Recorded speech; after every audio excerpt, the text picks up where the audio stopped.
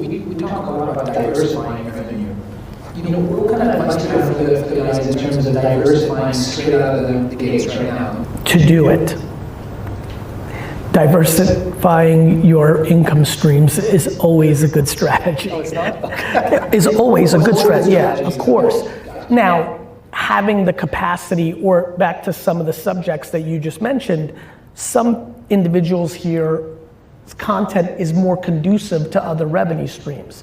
If you've got a health and wellness platform, it's easier for you to sell a health and wellness product than, let's say, being a doctor. But subscription products of premium content is always in play for people that I think a lot of people don't think about instantaneously.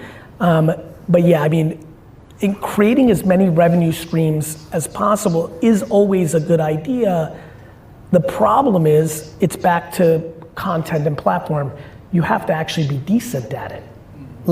If you're gonna sell a product, the product needs to be good, or you're not gonna have repeat business, and that's not a viable business. So I think, we started with this, and I'll bring it up again with revenue. Self-awareness is very important. If you don't have any passion for creating a product, well, then it's probably a bad idea to create a product.